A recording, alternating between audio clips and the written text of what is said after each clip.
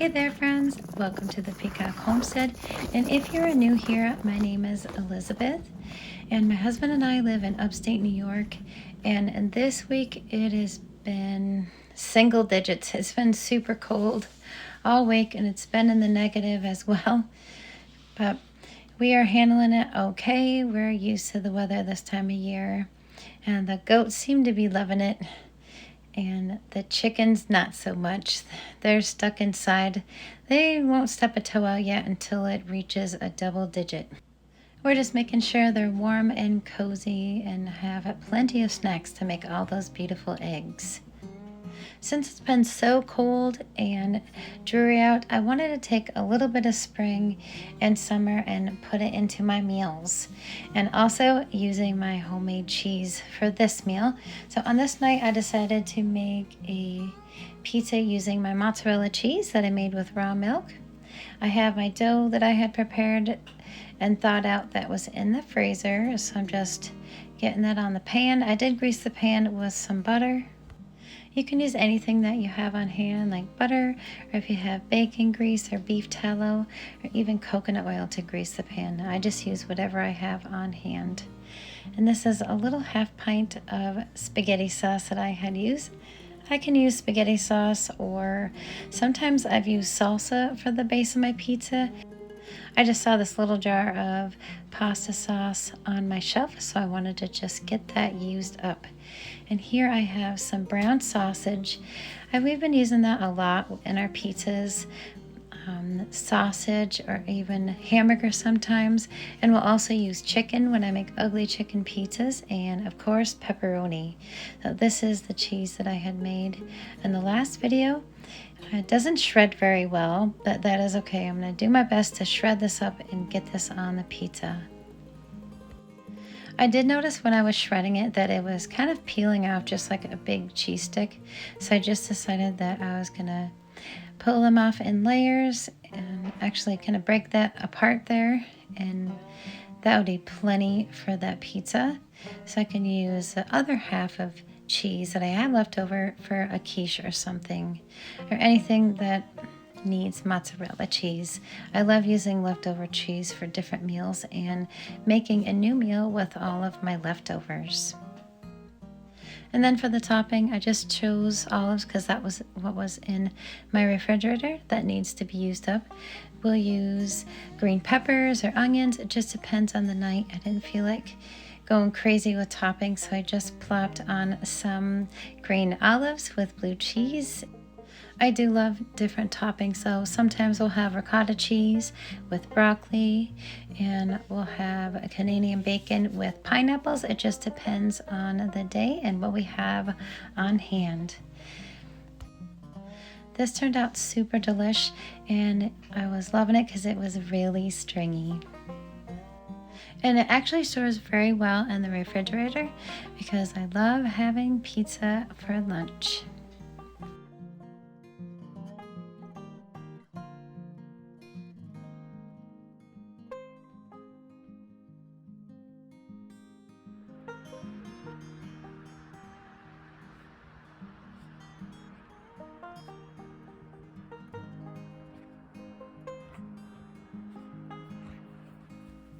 On this night after work, I came home and I needed to find something quick and easy. So I had the hubs thaw me out some hamburger while I was at work, and I decided on making a meatloaf. And we're going to have this butternut squash that I had processed a while ago, along with the tomato basil jam that I had made in the fall. And that turned out so delicious. I know it sounds crazy, but it's not really what you think. It's more of like a fruit jam because tomato is actually a fruit. And when you make it a jam, it just turns it into something magical. I think tomatoes are super special because you can make it sweet or savory, like a tomato sauce or a chili base, or with this amazing tomato basil jam. And the basil just brings it to the next level. So I just go by eyeball. I put in some breadcrumbs and a few eggs, and it becomes the perfect consistency of a meatloaf. And then I'm adding a half have a pint jar of this tomato basil jam, and I'm putting that in the oven, which was preheated at 350 degrees, and I baked that for about 50 to 60 minutes. And I have the butternut squash with a bit of butter, and that's all heated up, and that is going to be our dinner. A little bit of meatloaf with some butternut squash puree on the side, and that was super delicious that night.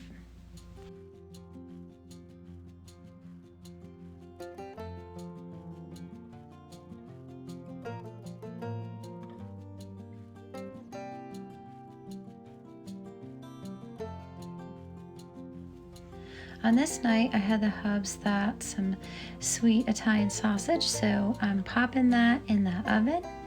So I don't have to really keep flipping it. I'll just flip it once, turn it over, and kind of brown it on the other side.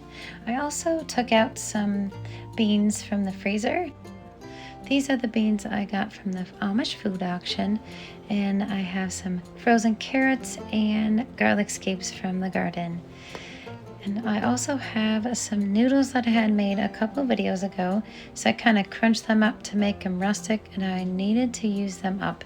So I'm going to be putting together a garden salad. It's going to be a pasta salad with my garden vegetables, and I'm going to be making a homemade salad dressing to go with it as well. For the salad dressing, I'm going to be using some apple cider vinegar, and I have olive oil, lime juice because that's what I had in my fridge, and I had some stone ground mustard, an egg, and I almost forgot I am going to be adding some honey.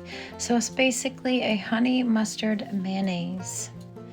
And to make this easy, I'm using a pint jar, and there's a little measurement on the side. It has 1 cup and 2 cups, so that makes it really easy and convenient. I'm adding 1 egg, and then I would say 2 tablespoons of mustard because I want this to be nice and spicy, a dash of apple cider vinegar and lime juice, and then a little bit of salt and pepper.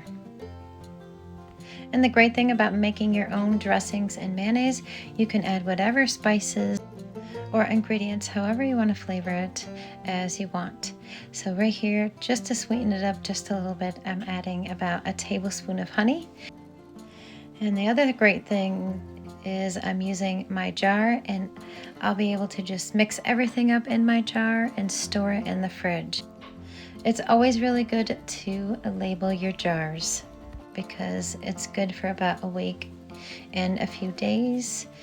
And I'm just gonna mix everything up together, and I'm gonna chill it in the fridge for a few minutes, and that is gonna be our side for our dinner tonight. Oh, and I can't forget, I did add a dill pickle seasoning, and that made it so delicious. And it looks like the sausage are all finished. I baked them for about 40 to 45 minutes. I made sure it was like 160 to 200 degrees Fahrenheit in them because I use a thermometer, especially for pork. And then we had some sauerkraut on the side, and that was from 2024, and we needed to use that up. So I was trying to think of recipes, and this turned out to be the perfect recipe for that side. This night's dinner definitely had a summertime vibe to it.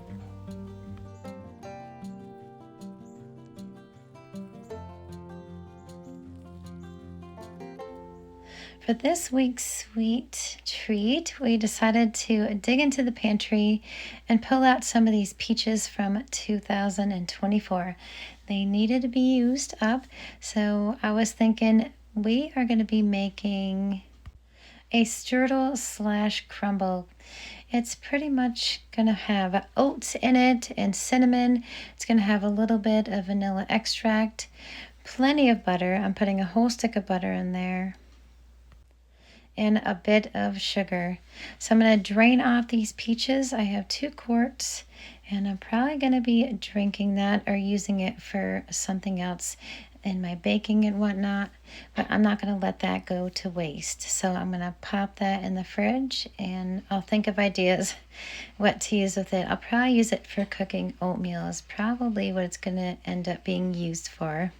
So I have both quarts of peaches in my jar. I'm sprinkling some cinnamon and vanilla extract, and I have some molasses here.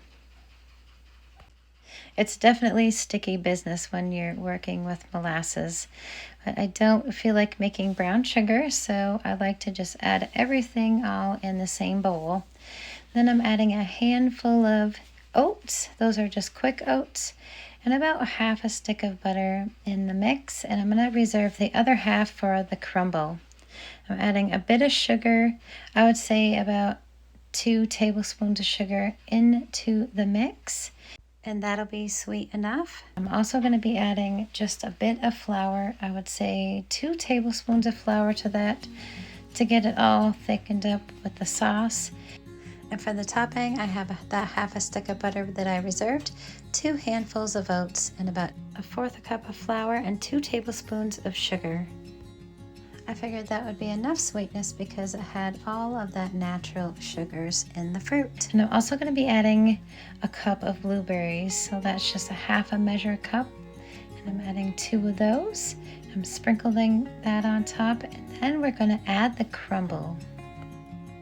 And I have the oven preheated to 350 degrees, and I'm going to bake this for about 35 to 40 minutes, and that is going to be our dessert for the week. It definitely smelled so delightful in the kitchen and all throughout the house. That's why I love baking from scratch. So it definitely is the perfect air freshener for your house. I'm just going to get this served up piping hot. This turned out so delicious, and I was really happy that I got to use some of my peaches from my pantry shelf, and we got to enjoy the taste of summer in the middle of winter.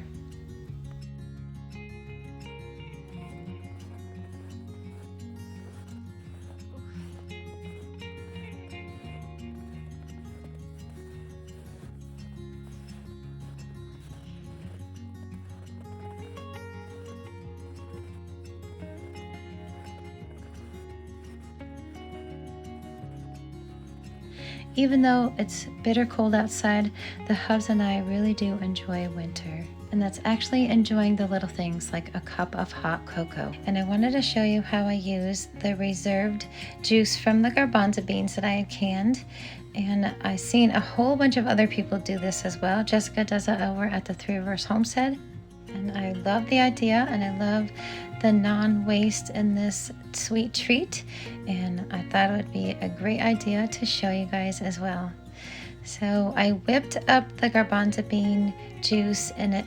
I also put some maple syrup in it and a little bit of vanilla and a dash of sugar, and that made it sweet enough for the topping for anything.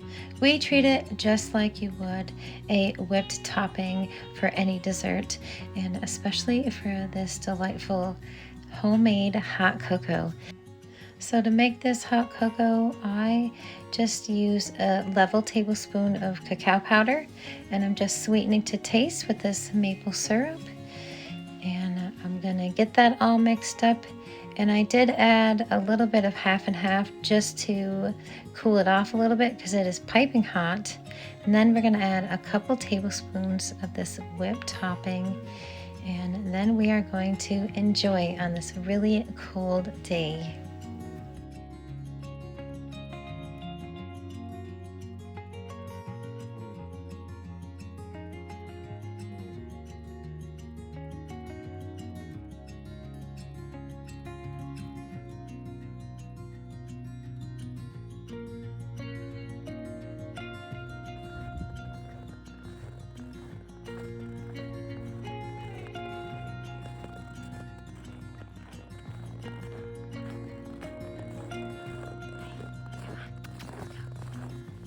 And that's it, friends. I hope you enjoyed this week's video. Thank you so much for watching, and I'll see you on the next one.